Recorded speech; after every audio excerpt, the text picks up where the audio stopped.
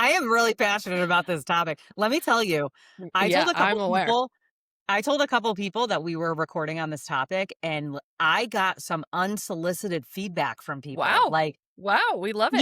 Anything Ian made a poster for his clinical office, okay, about it. with the tagline. No, it wasn't with the tagline, but he was like, Oh, the "Yes, tagline's good. more people need this information about what it is." So let's get into it. All right, let's get into it. Welcome back, guys. No permission necessary. Should we do a little We're check-in? I feel like we didn't do a check-in about how the week's been for us. I know yeah, you've been busy. we can do a little check-in. We can do a little check-in. I mean, look, I ate McDonald's last night. So it's That not just going sums up well. that just sums up how Molly's week is going. She capped it That's off it. with a McDouble. Yeah. And I How are you? really believe I really believe. I was talking to a friend of mine last night and I said, it's not going to be good. Like, I have to work out at 6 a.m. Okay. I have a trainer coming to the house. So can't just dodge her. She's going to be at the front door. And I got a podcast. And then I have a stack day of work. Was this conversation before you made the choice to eat the McDonald's or after? I called a different friend before I made the Oh, choice. so it was like you were ready to relapse and you called and just you're like, "I'm doing it anyway." No, no, no, no, no, no. This particular friend that I called prior to going, I was like, I think I just want to go get Chick-fil-A real quick. Like, I just gone to a meeting. I was, I needed like a snack. I really just wanted a slice of pizza. Okay. But I live in Maryland. And the problem here is that the No. pizza, guys, the pizza is so bad. It's I not a don't New even know Haven how to style. describe it. That's what I mean. Oh, so I'm gonna anyway, be in New Haven today, but I'm not getting pizza. well, you should for me. So that's all I was thinking about was like, can I just get like a quick slice of pizza? Like these are the problems that I have And today. and it diverted to McDonald's really quick. Well, originally Chick-fil-A. Chick-fil-A happens to be under construction. Mm. Wasn't aware. And I called one of my girlfriends and she was like, McDonald's always over Chick-fil-A. And I'm like, No. I'm like sick even just thinking about it. Okay. So But how did you feel this morning? this morning when I woke up, I was like, oh my God, I have 15 minutes. First of all, I woke up late, obviously. I mean, I did check my Aura ring and sleep wasn't that bad. I had good Listen, sleep. I didn't have optimal sleep, but I had good sleep. if I eat McDonald's, I'm telling you right now, it's instant shame and regret. It's Instant. instant, like, I'm trash. Like, it's because I know that I'm not gonna feel good, and I know what I just did to myself, and I just set Right, myself up for exactly. failure. And then I was down a rabbit hole. Okay. Then I'm on a rabbit hole on Instagram about somehow it diverted me to health and wellness and Oh, yeah, you were in a like shame spiral. what are they, hyperbaric chambers? Like, where am I? I'm in a total shame spiral. I have That's why all you went sorts in of the sauna database. this morning. You went in the sauna to sweat out the McDonald's. Exactly. I'm not kidding you. I texted my girlfriends and I was like, I don't like, Did it there's a smell like smell. McDonald's? It, I don't know what it smelled like, but it was not good. Okay. We've recovered. Well, And I'm telling you that happens once a year, but I will blame right now, Ian, if you're listening, Ian you Koch, it's posted definitely your fault. you posted about McDonald's a couple of days ago and it got into my brain. It got into my body.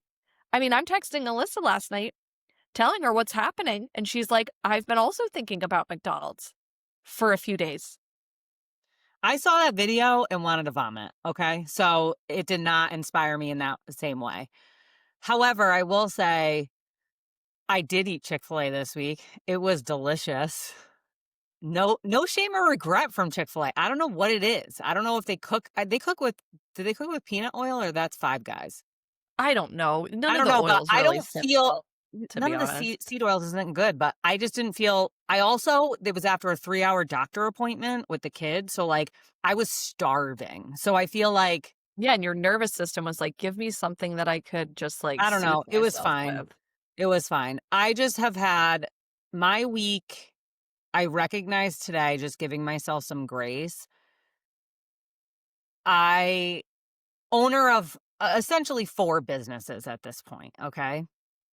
Right. Each business is going through its own expansion right now. Yeah, in transition. Transition, expansion. I am in a season of expansion right now, and I had, like, a moment, like a fear moment this week, Mm. and it Oh, wait, you have to tell me about it. I well, I had this so I took on some new space, and it's just, like, a lot of money going out for this space, right? And New then real there's the estate, new essentially. real So, estate, yeah, and yeah. there's the other piece of we're in a service business, so we have to have a certain number of services booked, right, to cover expenses and blah, blah, blah. And I have learned in my leadership style that I have to pause and slow down because I will get fearful. This has been over time that I've noticed this. I will have a fear and then I will react by like barking out orders, not in like a mean way, but I'll just like fire off like the Same, action steps. same.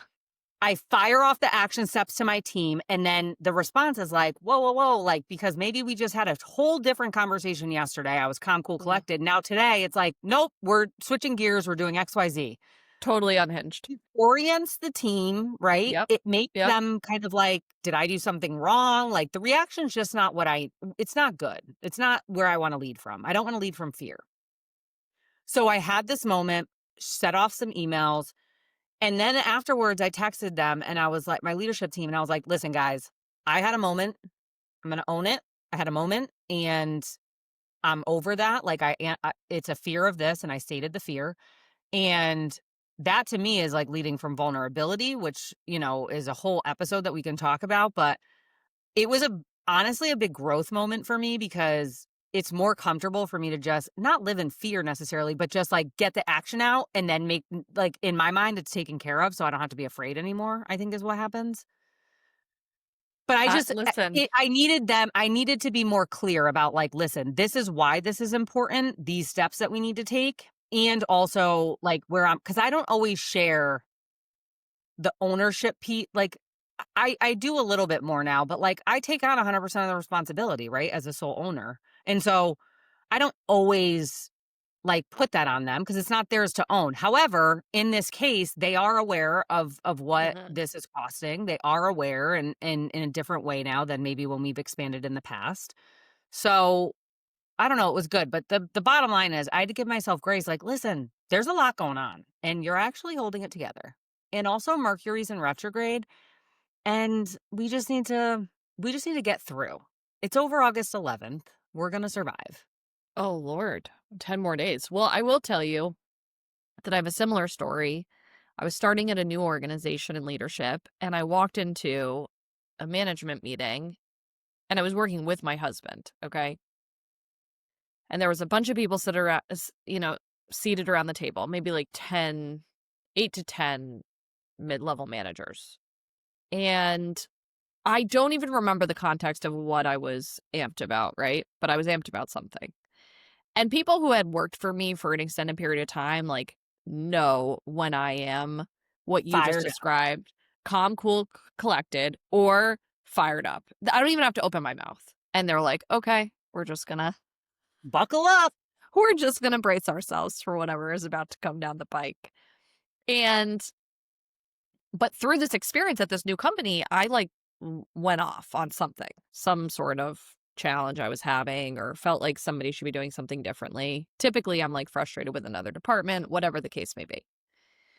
And I remember leaving that office, and I think I just talked to Sam about this not that long ago. I remember leaving that office and being like, I'm going to have to send all these people that I've never really worked with before. And like, I'm telling you, I was probably in the first like couple of months working with this team. I need to make amends. I need to send an I email and now need to apologize. apologize. Yeah. And I did. I sent an email to the management thread and said, like, I'm sorry for my unhinged behavior. correct. I had to. I was like, "I can't go walk back into that management meeting next week and act like that was well-adjusted behavior." I think we have to because we lead differently. I think that that is not the norm, and I people listening are probably like, "My boss would never do that. They come in and scream at me or bark orders, and that's that. Like, that's just what we expect." I think it's like Well, a we have to be able Brené Brown's work around leading with vulnerability is some of the best. I mean, and tough stuff. I mean, y that it's not easy to follow that rubric essentially. Like, it is no, hard. like, you have to be humble enough to say, Mhm. "Listen, I don't know, uh, I messed up, I made a Right. mistake."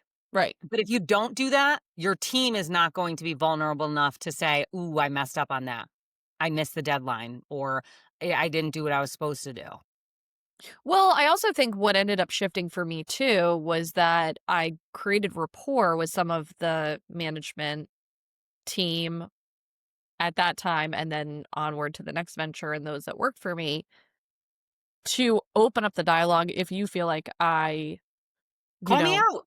made a comment or you don't agree with something. Correct. And there were a lot of people that did step up to that and were comfortable doing that. And so that really kept me in check, right? Because also when you're in leadership, and then we're going to kind of get into we diverted a little bit, but also when you're in leadership, sometimes you don't really have any supervision, right? Like depending on where you Yeah, are exactly. on the totem pole here, unless your company's doing 360 reviews, which at the time mine wasn't, No one's telling you to do no differently. one's telling you to do differently. Correct. I think it's a good segue into what we want to talk about today, which is pain is not punishment, but you could also say discomfort. I mean, that's an uncomfortable moment when you have Yeah. to own a mistake, right? And in some cases, I think depending on the way that your brain is situated and the negative cognitions you carry, like some of that could be like emotional pain. Like Totally. internalize that whole process of like, I'm a bad person, I'm Yep. not good enough, Yep. all that stuff. So, pain being emotional pain, even physical pain, and I can talk about my journey with physical pain, but it's information. It's not Mhm. like we are the ones that assign meaning to that. Um, so talking about normalizing pain, and when you don't normalize it and assign meaning, it leads to this. I'm sorry, I'm probably going to piss people off, but this victim mentality, I call it's a broke ass mindset, scarcity mindset. It's just, I, I call them energy vampires. Okay. I like that term. These are the people who are They do suck your complaining energy. and complaining about everything. Nothing is ever their fault. It's always about everybody else is to blame. They can't do X, Y, Z, A, B, C because of all of the reasons of the world. I I just I don't identify with that. Well, let's break down the definition. So, when we define victim mentality, the chronic belief that external forces control your life, i.e., persistent and harmful as you consistently see yourself as being wronged by others, minimizing your role in the process, and often see it show up when people are raised in emotionally invalidating environments. Obviously, that links to trauma, which Jill will talk a little bit more about, or have been betrayed. And we're also seeing this a lot in this generation through, social media and, internet bullying and everything else that comes with that, right? So, again, the definition that we, identified here for victim mentality is the chronic belief that external forces control your life, right? And so when I think Which about I think that, social media though, it's like an echo chamber. yeah, And I noticed this with my own algorithm. I've had to delete accounts, I've had to block yes, accounts, I've had hide to really accounts, tailor yes. hide accounts because what you are consuming leads to what you are going to believe and think about the world, about yourself. And so when I say consume, that's not just what you're putting into your body, alcohol, drugs, water, food, like that certainly makes a McDonald's. difference. McDonald's, that changes your mindset right there. But it's also the TV shows that you're consuming, the social media Yes. you're consuming, the talks that you're having with friends, like what you're allowing into your spirit, right? What Yes. you're because if you're in an echo chamber, and I feel like TikTok's algorithm is the worst for this, from what I've heard from clients, friends, I've had people tell me I've had to get off of it because the Well, we algorithm stand in there unity. Jill and I stand in unity. We're not on TikTok. not on TikTok. Not on TikTok. I will say though that that algorithm, it will lead you down this rabbit hole, and I've seen so many young people self-diagnose based on the videos that they're watching, latching on to, "Oh, this is what's wrong with me," because people are just feeding them like, "It's not your fault, it's XYZ, this happened to you, so, like, you get a pass to kind of, like, have these behaviors," and it's like, a diagnosis is, again, information. That's not like, that's not I don't know. It's not your destiny. Yeah, and I think the victim mentality, right? I think a really great way to kind of put what the opposite of victim mentality is that you're only in control of your own actions. Correct. So the reality is that you can be harmed, right? And I think we do need to give a little bit of the disclaimer here about, you know, So, as a licensed therapist, I have been honored to walk some people through some of the most difficult and challenging things that have happened to them, right? So, I want to make a clear distinction that this whole victim mentality that we're talking about, I'm not talking about somebody who's actually been victimized, right? And been a victim of some horrific thing. However, and there's a difference between symptoms of PTSD. So, PTSD, I always explain to people, is a normal reaction to an abnormal event. So, something abnormal happens to you, a yes. sexual assault, going to war, a horrific car accident. I mean, there's plenty of Yeah, examples, right? But sure. some abnormal event happens, then you have this normal reaction, which typically, in terms of the clinical diagnosis of PTSD, is intrusive thoughts, flashbacks, nightmares, severe anxiety. It is a cluster of symptoms that define whether or not you have PTSD. However, I have treated and I have experienced this with friends, family members, people who have been through horrific things in their life, so abnormal events, who have PTSD and do not have a victim mentality.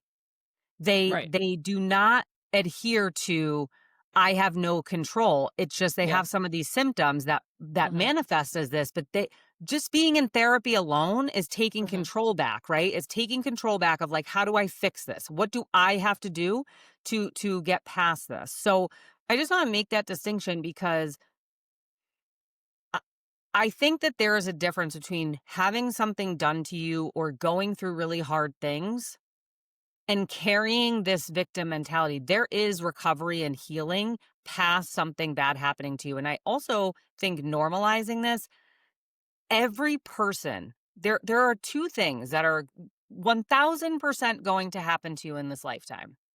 One is you're going to die. We haven't seen an instance where that hasn't happened to a human in history. Number two is you will experience pain. It's Well, just and I part of think the human experience. sure. So, I think how we started off on this topic was, helping us remind ourselves, really, pain is not punishment, it's information. And it's information to help us say, where do we need to grow? Where do we need to move? What actions do we need to take? So if we're actually aware of it, then we're able to do something about it. I think a lot of times the problem is that when someone feels pain, they don't want to feel it, right? And when they don't want to feel it, then typically they engage in behaviors that can be detrimental, harmful, or stunt being able to get on the other side of it, right? And so Yeah. then that kind of catalyst contributes to this victim mentality where, well, if you had understood or if you had, whatever, there's a list of excuses of why the individual feels that this has been done to them and not for them, right? And I think a lot of times some of the things that we experience help us, really really say, okay, this happened, but I'm really looking at it like this is what was done for me to move into another space, to move into my next goal, to move into my next, career. Or, again, this could be as simple as a job loss, right? It's very easy. You lose your job, and then there's this idea that, the job was owed to you. Well, what we don't know about is, you know, all the decisions going on in the background with that company, and for whatever reason that wasn't, the right fit, right? Whether that be they were making cuts, whether that means there were layoffs, whether that means you weren't fulfilling your job duties. There's a variety of reasons. And then what happens is if people get stuck consistently In the thinking, meaning in the yeah, meaning, though, in yeah, the meaning of why this happened. right, right. If they're consistently kind Truly, of stuck in that space, like, can you believe my boss fired me, and or, laid me off, or whatever it is. And then they constantly kind of stay in that cycle. It really prevents you. And trust me, like, we all have experience with this. And I think Jill and I can share some stories about how, we've kind of shifted our mindset. But, you get into these holes essentially, and then you're not able to see all the other opportunities that are basically being thrown at you, right? You don't even I see think the them. paradox no, the paradox, though, is you think you're avoiding the pain, but you're Yeah, actually making it worse and because you do prolonging it. feel pain. You're Mhm. feeling shame, guilt, fear, anxiety, whatever the thing is, right? And instead of identifying those and saying, "Okay, what do I have control over and what can I do to change this situation?" Whether that's internally or externally, like find a new job in that example, right?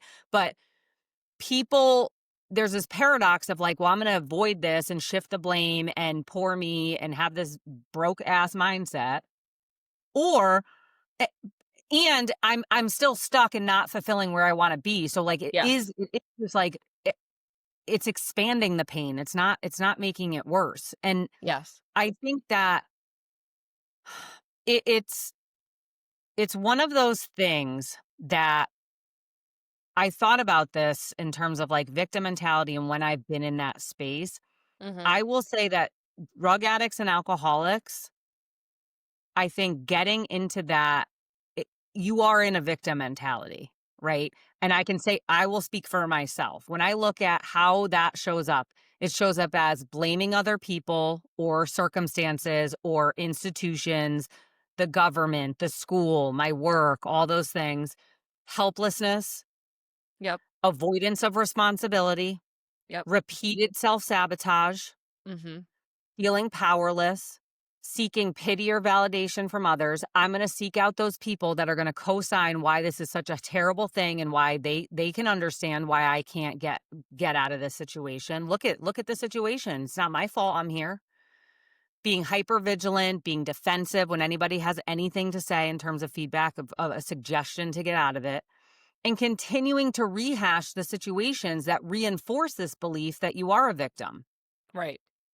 When I was in the thick of it in active addiction, I met all those criteria, Yeah. right? And then what it did is it just confirmed my belief that, well, I just have to keep getting high and drinking so that I don't have to think about this because I wanted to avoid any personal responsibility that I had to get out of that situation. And this is Well, where I think 12 step groups really do point it back to what's your part in this? mhm. What Mhm. where did you have responsibility in this to get you here? Because if I allow somebody to mistreat me over and over and over and over, am I a victim of that mistreatment? Yes. However, There's if a I can choice. if I continue to show up in this situation and expect it to be different, that's insanity, first of all. And second of all, my part is I continue to allow it to happen, right? Mhm. And I know Mhm. there's nuances and all this, and this is going to piss people off. And everyone has a different circumstances. I'm not saying that everybody's choices are the same in every instance that they are a victim. However, there are always choices available. And I will Well, I say think that that the those people that choices are not always easy. well, I think that the people it will upset are likely the people that are kind of still stuck in that process, right? And so, 1000%. you know, I can understand that, right? Like, there wasn't always a time where we were open and saying, pain is the catalyst for the next opportunity, right? Like that's We not the still don't. case. That's still always Right. not the first Right. Right. instance. Like, Right. sometimes you need a little second to be in a pity. I mean, I know I've texted you or I've said to other friends, like, I'm just letting you know where I'm at right now, and I'm gonna enjoy. I'm in a pity party right now, and I know that's where I'm at, and I'm gonna stay there for a little bit, And I don't want feedback, you know? and I'm not gonna hear it. I'm gonna be in a little pity party right now, but Yeah. I don't stay there. That's the difference. Well, you don't stay there, but also there's accountability. So, right, when we think about pain is not a punishment and it's a growth opportunity or it's a challenge or it's a, you know, It's information. What do I need to do with yeah, this? yeah. Sometimes it's making a really hard decision, and sometimes it's exhausting. I just saw I don't know if you've listened at all to Amy Poehler's podcast yet, but I saw Mm-mm. this clip of her and she was talking about, like, I'm done giving 100%. Like, I'm out here giving 25%, sometimes 75%, but, like, I'm done giving 100%. Like, it's exhausting to just always have to be better. And that is part of this is, like, sometimes when we're in pain, and I can share my experience with this, but sometimes when we're in pain, whether that's emotional or physical, sometimes my reaction is like, God, I didn't need another thing to work on right now. Yes. Like, I was good coasting. I don't want to work on another thing right now. And sometimes that thing has to be shelved for a minute. Like, I don't have the emotional capacity for this. But sometimes, like, I mean, I've had experiences with physical pain. I couldn't put off dealing with that. I had to deal with it. Well, what do you feel like the face down moments for you were when you were in pain? It was you maybe sat in the pity party for a period of time, and then, like, what was the come up after that? So, just for a little bit of backstory, I have a long history of physical pain in my story from before I got, and that was part of why I started with my addiction, was because of physical pain in terms of the whole opiates. And then, when I got sober, I had herniated discs in my lower back. I've had full ankle reconstruction surgery. I've had my neck is a chronic mess. I mean, if you look at the scans of my neck, I probably shouldn't be doing the doctors will tell me, like, basically you'll need neck surgery, right? I have arthritis, I have slip discs, I have all this stuff from whiplash, from honestly, a lot of it is how I live my life throughout the years until I started taking care of myself. Well, I think pause there for a second. Like, what you're saying is, "I'm in pain by my choices," you know? Some of And it was by my choices, for yeah. sure. Yeah, yeah. Okay. Um, my first ankle reconstruction surgery, I was 17, so I was, like, I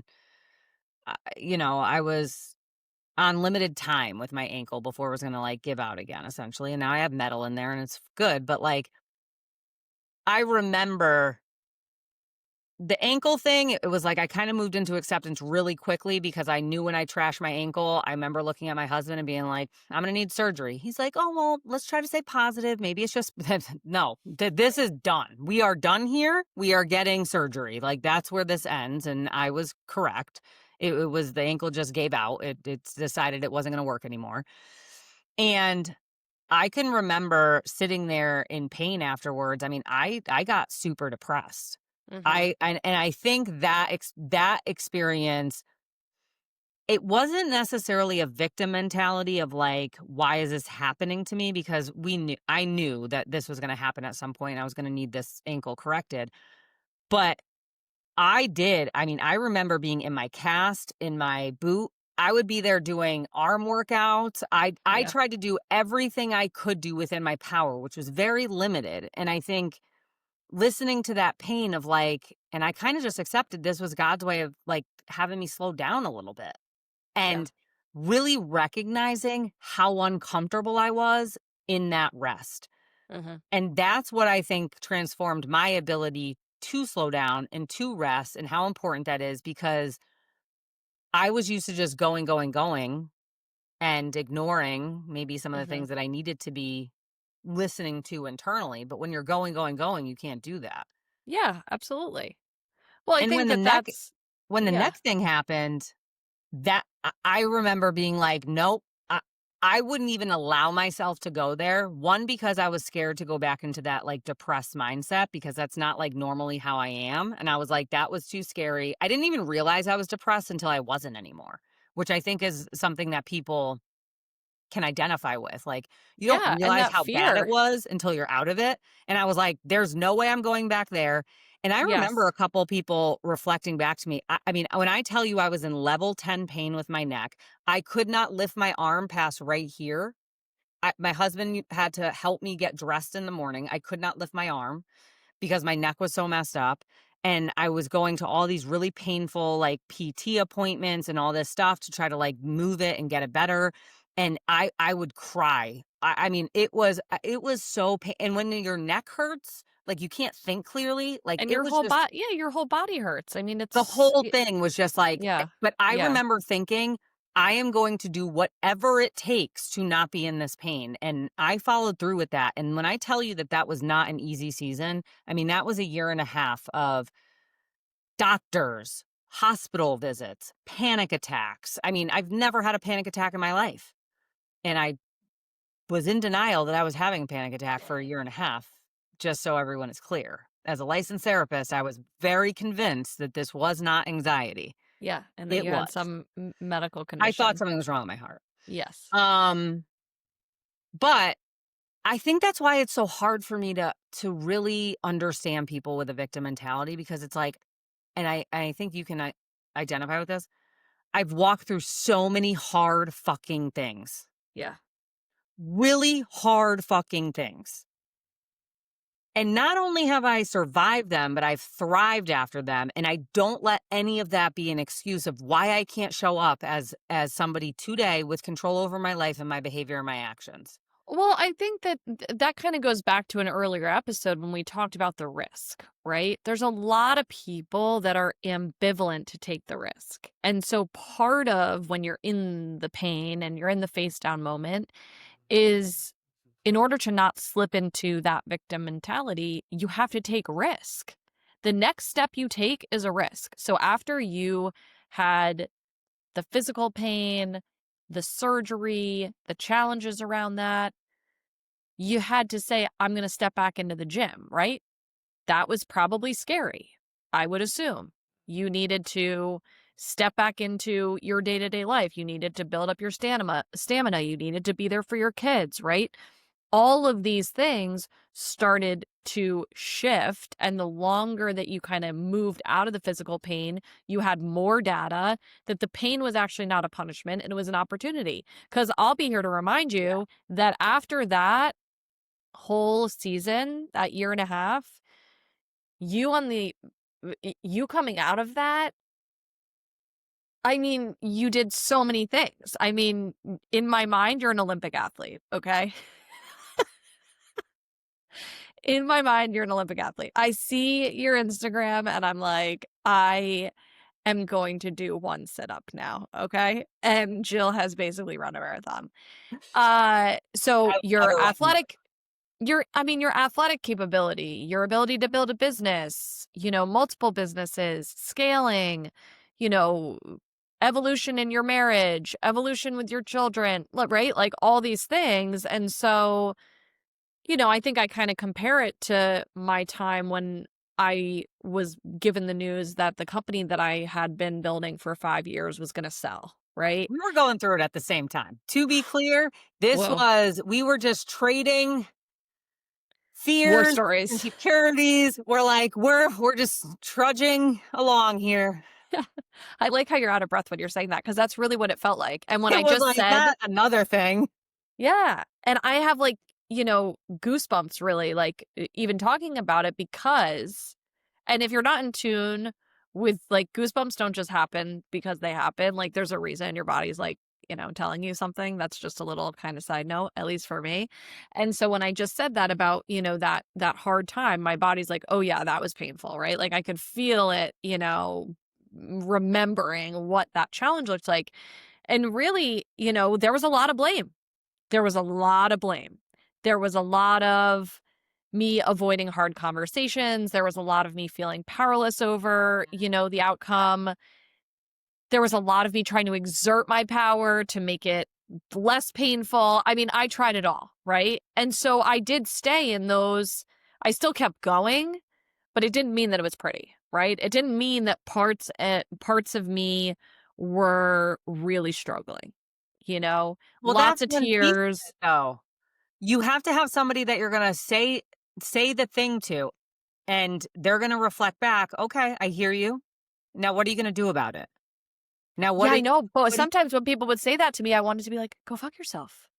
I know, but at some point, something shifted. I think when you talk Yes. that risk just now, though, what came up for me, the biggest risk I took during that wasn't even entering back on the other side of it. It was honestly, and you're one of these people, I had like 3 or 4 people that really knew what was going on with me because I didn't wanna just spill this again, it goes back to rehashing situations to make yourself feel Mhm. like a victim.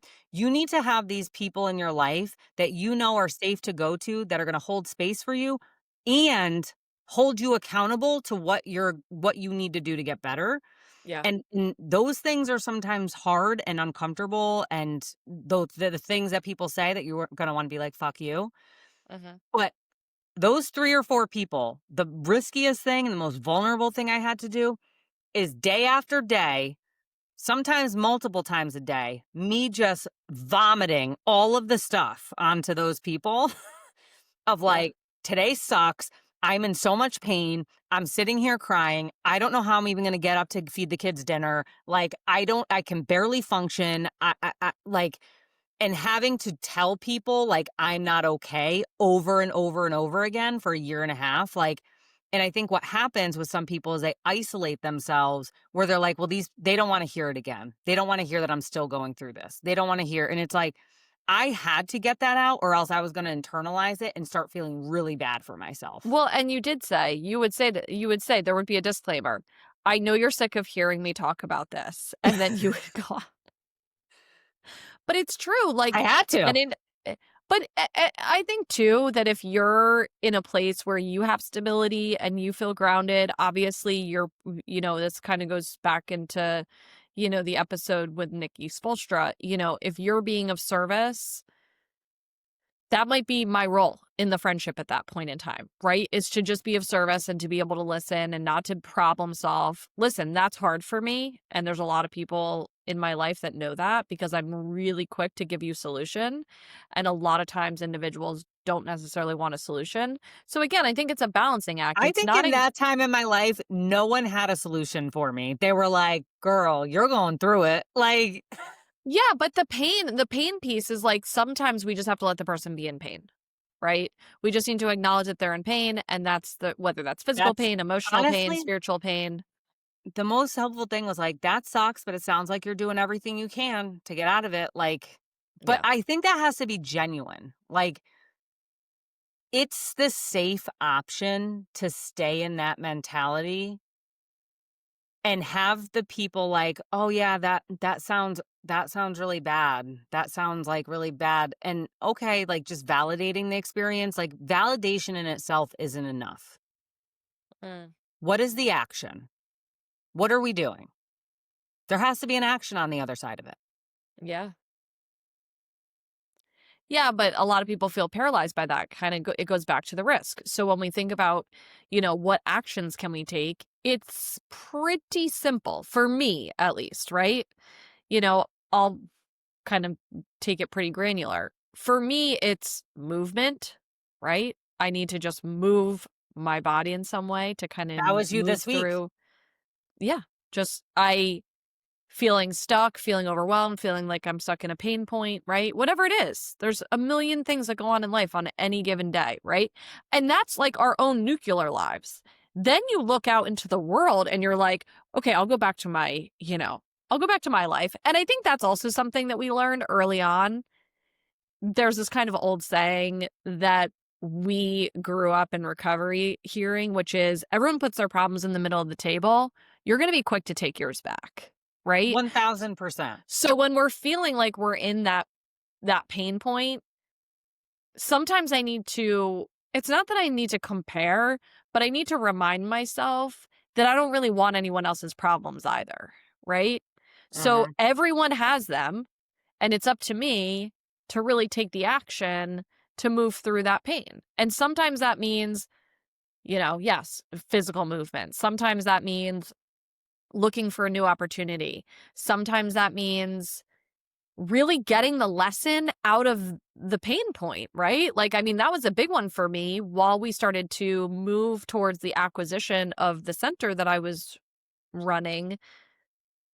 There was a lot of pain through the transition because new owners were coming in, their expectations were changing, the program was changing, things were evolving at a rapid speed.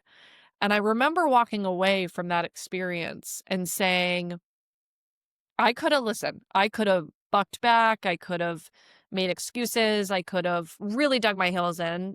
I did dig my heels in here and there, when I was in fear, and I'd have to go back and say, I'm sorry, I'm digging my heels in on this. I can see why this, shift needs to happen or this transition needs to happen. And by the end of that time, there was a lot of people that would come to me and be like, "How was it?" Seemed like it was really overwhelming, seemed like it was really daunting. What I'll tell you about it, and I think we've talked a lot about it, was that it really gave me perspective and actually strengthened my skill set in ways that I kind of didn't think were possible, right? Like it squeezed me pretty hard, and I was still able to come to a place where the pain still felt like it was worth the reward, and some people think I'm a little crazy about it, right? Like, there's some individuals who think like, "Come on, Molly, like, be serious." There was, like, a couple weeks ago, somebody called me and was kind of venting, and we were talking about the transition, of me leaving that organization and starting anew, and, me kind of highlighting the, transition and the wins that I had through that process. And it was almost like they kinda wanted to put it down, and they wanted to say, like, "You're kinda sugarcoating it." But the reality was I wasn't, right? My perception of that time and that challenge, firstly, I wouldn't be in the place that I am today, number 1. I wouldn't have the flexibility that I have in my life now, and kids became really important. Obviously, as I had my kids, my priorities shifted as they get older of, like, how much time I have available to them. But even more so that it really squeezed on the parts that I felt like I couldn't accomplish. And I walked out of there with a new skill set and a new perspective. And it catapulted me into the next phase, right? So, That's what you just said too about my experience, and I think that's a really important distinction between somebody with a scarcity or victim mentality and yeah. victim mindset and somebody with a growth mindset. People with growth mindsets and successful people, I don't care who you use as an example of success, whether that's us, whether that's some celebrity, whether that's every one of them has gone through something very difficult. But that difficult time, that pain is a portal into your next level. That's how you level up in life. It's kind of like the example of like diamonds are built through friction and I don't know exactly, but it's something to do with like they get pushed really hard, right? I'd have to fact check you on that. There's something with a diamond. A That's why diamond and diamonds a are the strongest like pressure. material. No, no, they don't get crushed, but there's like so much pressure that makes the diamonds. Fact check me, but I'm pretty sure that's what it is. But the whole point of what I'm trying to say is you have to be in that pressure cooker experience or to go through that really hard thing to to come out on the other side with that changed perspective that Mhm. what's next for Mhm. me. Mhm. Now I have, Intense heat and pressure. You are right. see? Diamonds were formed So over 3 billion years ago deep within the Earth's crust under conditions of intense heat and pressure that yeah. cause carbon atoms. Yep.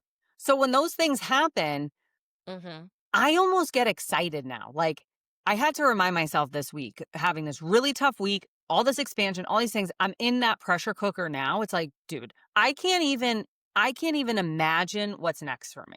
I can't, but that came over time of me getting through these really hard things. And somebody said something to me really early in my recovery. I've talked about this before when I couldn't find a job. I'm a convicted felon. I have no job experience for years at this point. I cannot get a job. I'm dealing with a client dealing with this right now. well, no one's hiring. It's like, well, there's two things you can do. Is say no one's hiring and poor me and I can't get a job and a list of reasons of why this thing can't happen. Or Mhm. I'm going to do whatever it takes to get this job. And for me, I had to go ask for help, right? And I remember somebody saying to me, God opens doors that no man can close. And that shifted my perspective Mm. enough to be like, this is supernatural at this point. There is going to be an opportunity that comes to me. I have to do the work though. It's not like I just get to sit back on my couch and be like, well, the doors are going to open for me. No, I had to go out there and hustle. I had to go Yeah. out on interviews. I ended up going to a job specialist, which was a very humbling experience. But I knew at that point, I need help getting this job. Somebody's going to have a coach is going to facilitate Yeah. me getting a job somehow, Yeah. which that catapulted me to the next level. But like the difference is, you can look at all the reasons why something won't happen, or you can look at all have the audacity and the delusion to be like, well, I'm going to do it anyway. Because you know what? There are so many examples in history and in life. And this is why I think reading is so important. I think Mhm. listening to podcasts, I think hearing about other people's experiences are so important because it gives you a framework that you can't imagine yourself for yourself, Yes. that Yes. other people have done this really unimaginable thing and this really audacious thing, and they've gone out and had this unbelievable belief in themselves, and they've done it anyway. Well, I also think too, sometimes when we're going through pain, it's not necessarily the event that you think is right in front of you, too, right? Like there is this idea that the pain may be being created because it's pushing you in some other direction, right? And something else in your life maybe isn't aligning, right? So I think really looking at rather than being situated on the event, because for me during that time, I was situated on the event, this is going to happen. This is how it's going to impact, X, Y, and Z. This is how it's going to impact me. This is how it's going to impact others. But really what I needed to do and what I found myself is once the emotions started to die down, I could really look at it objectively and say, okay, and then there's all these reasons of why it does need to take this next step, right? So I think my recommendation, for people is to really look at try to zoom out a little bit, you know? Don't be so hyper focused on the exact event, right? The surgery, the challenge, the job loss. Like if we can zoom out a little bit and really look at maybe a few circles away from our immediate ether in that moment, it really gives a little bit of context and perspective of what's trying to be shown to you, Well, and what's pain, supposed to happen next. you need to look at pain revealing for you and reflecting back to yourself, okay, what do I need to heal here? Where do I need some different boundaries? Mhm. Or what do I need to change? And what action do I need to take? When you said that about surgery, what popped in my head, and I think I talked to you about this. When I had that surgery, what came up for me was some unhealed stuff from my surgery when I was 17. Yeah. Because when I was 17, I was a varsity athlete. And I had this injury that lingered. And there was some question about, was I really injured, or was I just kind of like Oh, I amping up or remember this. I faking this remember this. injury so I didn't have to play? Was I Yes. trying to get out of playing sports? Yes. And I was also grappling as a 17-year-old with like, I'm now a disappointment because I'm not fulfilling my job on these varsity teams. And, there was a big loss, right, of sports in my life because I was injured and then had to get a surgery. That really ramped up my substance use at an early age. But like when I sat down, when you get quiet, what gets loud? Yeah. Because when you have to sit down and really think about like, and I was sitting down a lot when I was recovering Yeah. from that I surgery. remember. I And I remember. remember those thoughts of my 17-year-old self came up a lot. And that was something that I had to heal and work through and journal about and talk about. And to some people, it probably seems so disconnected, but that's how trauma works. And for me, I see this victim mentality happen a lot. And, EMDR is such a great modality to get to this subconscious because I think talk therapy, my experience is I can't get to some of these things because people are so logical a lot of times, or if they're stuck in their emotions and they can't get to the logic piece, or but EMDR brings together what you're feeling in your body, what you're thinking about, and what you're feeling. And you're a lot, it kind of gets you into a space to go into those deep down moments of like, oh, I see it a lot in attachment trauma. People that grew up with parents who were emotionally invalidating, didn't give them the emotional support that they needed. And that doesn't mean Mhm. you didn't have a good childhood. It just means you didn't get everything you needed as a child. But it leads to things like, I'm not good enough. Yeah. I'm a disappointment.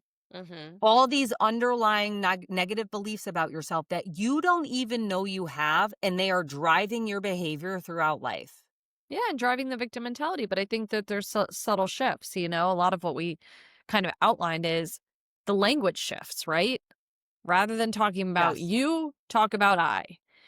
Why is this happening to me? Let's shift it to what is this trying to show me? They made me feel this way instead of saying I feel this way, right? So I think that once those language shifts starts to happen, it really kind of puts it back into your own individual arena. And I think going back to what I originally said at the beginning of this episode, which is I am only responsible for my own actions. I do not have control. I do not have control over my kids. I know people may think that's crazy, but the reality is I can create framework, I can create scaffolding, but at the end of the day, those kids are going to make some healthy and unhealthy decisions independently of what I think about it, right? 1000%. So, I think this also kind of ties into the families that we work with, right? I mean, my whole business is, you know, created and stands on the principle that the family system needs to be looked at as a whole rather than, oh, it's just what Joe did or just what Dan did or just what mom did, right? No, everybody plays a part in the system. And how did we get there, right? And how we typically get there is And how are we because going to get out? there's some level of crisis that occurred, some level of breakdown in communication, some level of a need not being met, and then everybody it fell into their certain roles and created their narratives and their allegiance with different individuals in the system, right? And so what I really help individuals try to shift is how do we start to communicate in a way that's taking responsibility for the only thing we have responsible for, our actions and our boundaries, you know? Pain can exist, but actions are really gonna be where the rubber meets the road. Well, let's talk about the actions. So, Yeah. getting out of this victim mentality, if you're listening to this and you're like, whoa, there's some things I need to shift, or even if there's people in your life that those energy vampires or those people, I mean, I also think it's surrounding yourself with the people that are going to hold you to have Yeah, some hold you up. accountability. I mean, I Um, think basic implementation, yeah, super basic. practicing gratitude. A gratitude list. I mean, that is just We the do it. most basic thing. We do it every day. We do it every day. So we're not asking you to do things that we're not doing. And And if we're not sometimes doing that, I'm gonna tell you. sometimes the things on my gratitude list are coffee. Okay, well, Like let's read it. Let's read it. there are some We're reading it. ungrateful times that I don't wanna Hopefully do they're not this. hopefully they're not bad today. I mean, and by bad, I mean okay, gratitude today. We do 5 things, guys, okay? So mine today was workout, which I did post McDonald's, okay? Just for the listeners. Time in the sauna, quiet moments, work feeling more organized, and my podcast recording today. My gratitude was recording today, going out to lunch with my team later, Yes. my husband helping out in the mornings because I've not uh, yep, I've not been there in the mornings this I week. should probably also say that. So ditto for our husbands because Sam really does come through, okay? Number 4, I got through the day yesterday, even though I was completely scattered. Hot mess express yesterday, but I survived. It was a new day today, so it's fine. It was good. And in the renovation, our office space is almost complete and completely furnished. But like There we go. sometimes the gratitude is so basic. It's like, I had a warm place to sleep last night. Like, I think Totally. sometimes we're like, well, nothing in my life is going right. It's like, but did you have food to eat today? Did you have a Yeah. warm place to stay? Do you have one person that loves you? Like, Yeah. I'm sorry, but there are people in this life that don't have those 3 things that I just mentioned. Exactly. Exactly. So we go through, and if you can't do 5, you try to do 1, Yeah, right? shift it. Like, and there are some days where I am really hitting a wall. So take an inventory of your part or behavior, feeling, or action. I mean, We also do taking an this every day inventory, usually. yeah, we do this every day, but I also would say that taking an inventory of your parts, sometimes you need assistance doing that. So be open to feedback, you know? I think I moving think forward is this is where open to journaling feedback. though, it's just dumping it all. Like, dump all the blame, dump all the things, and then shift it towards, okay, read that back. What's my part in all those things that I'm blaming? Take your control back. Change your inner dialogue. I think that's where you shift some of the language you're using. Like, you have to notice the inner dialogue. If your inner dialogue is negative, negative, negative, this won't work because of this. Okay, so let's list 3 reasons how it can work. Yes. If it's always, you're making me feel this way, how I feel this way. Yes. Like, it's small, subtle shifts, but you first have to recognize what your own inner talk is like. Yes. Practice kindness and compassion with yourself. I mean, look, doing something nice for yourself, being able to give yourself grace, being able to say, like, I'm not going to be able to meet that requirement today and be okay with it. Right. So, again, I think a lot of times, what really helped catapult that for me, especially when I would start in these new roles or a new job change or a new business, that I would beat myself up that everything needed to look a certain way. And the more people point out, like, take it easy on yourself, the more, I don't know, the more room there is to relish in the accomplishment, but also be aware of you know, the stuck points. I also think practicing kindness and compassion is just, you know, to me, it just always goes back down to like slowing down and like doing, Mhm. like, put on a face of makeup, even if you have nowhere to go. Dress nicely when you're going out somewhere, like taking care of your physical body, like doing a workout, going on a walk, like being kind to your body, like in a way where, again, going back to like that self sabotaging, it's like the opposite. How can I take care of myself today that feels really good? Yes. Whether that's a bath, a nice shower, putting a bath bomb in your bath, like, Mm. just things that seem like, well, how is this going to shift anything? It's like, because it kind of just shows your brain, like, I'm being nice to myself instead of this internal, like, I don't know, we take the bad out and we just beat ourselves up sometimes. Like, I remember in those moments when I was in pain, if you are going through a really tough time, you need to take things off your plate and be okay if, okay, well, I can't cook dinner tonight. We're ordering out today. And that's okay. Yeah, I still beat myself up about stuff like that. I'll be like, "Yeah, I should do that," and then, you know. But again, I think that's like these are opportunities to really say, "Okay, this is, well, somewhere where I'm falling short." Um Choosing curiosity over shame. I mean, there is, such a thing as saying, like, staying curious rather than staying judgmental, So, you staying know in what the I learned? fear.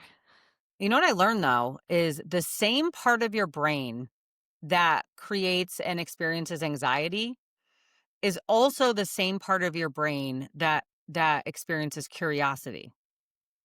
So, Interesting. if you stay curious and this curiosity, and what we mean by that is asking questions. So those questions around, like, what is this trying to show me? What information is this pain trying to, being curious about, like, how do I feel? Just asking these questions. It actually is impossible to hold both things at the same time. Mm, So curiosity is really the antidote to this, like, anxious feeling of, like, which I Yeah. feel like happens when you're stuck. You feel anxious because it's an energy that has to move. There's something that has to move. Absolutely. So this Absolutely. curiosity and asking these questions can really be the antidote to that anxious feeling that you're having. Yeah. And setting boundaries with yourself, right? And others. So there is this way to kind of keep yourself accountable. And if you feel like you're kind of stuck in the victim mentality around any one event or certain series of your life, maybe there needs to be some level of accountability with another person who you Maybe a therapist. feel, yeah, Maybe you therapist need would to be a go to good start. therapy. Yeah, therapy would be a good start. But also, but I think also that there are, if you open up the dialogue to some friendships that are maybe taking strides and not in that mentality, or you admire them, right? Because I think a lot of times, you also look at individuals and you admire that they don't get stuck there, right? So But getting curious and asking, somebody in that victim mentality though, you have to be willing to receive feedback.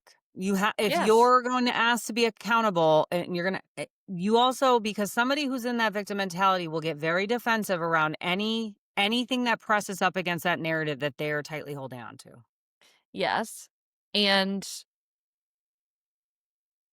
So if you're in the thick it of can be it, broken. Yeah. So if you're in if the if thick of it, you're yeah. if you're in the thick of it, this is not about toxic positivity. This isn't about like you're going through really something really shitty and you're going to say like, "Oh, I'm fine. Hmm. I'm just so grateful and these are my gratitude." No, like you're allowed to say this sucks and these are the things that I'm still grateful for even though I'm going through this really shitty time. Like Yes. there is an and. You can be going through a hard time and hold gratitude. You can be going through a hard time and still have hope that you're going to get through to the other side. Like it's not one or the other. So it's not about like faking it. Yeah. Um and you don't need to be over something to change your mindset. You could be in the thick of it and you can start being curious and start shifting some of these things. It's a process. It's not either or. We're not in black and white thinking here. We are in the and. Yeah, and start with something small. Safe choices that reinforce your agency, really help you to kind of take strides to build more confidence around it. And then, this is just like a really large PSA, which is you aren't broken. Pain is not evidence of failure, and it's part of the process, you know? So, with that, I'm going to let Jill do our permission slip for today.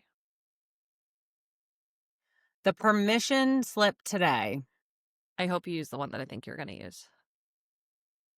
is to challenge yourself to notice one place in your life where you are waiting to be rescued. Oof. I No one is coming to save you. We've said Mm, this before, I will say it again. You need to rescue yourself.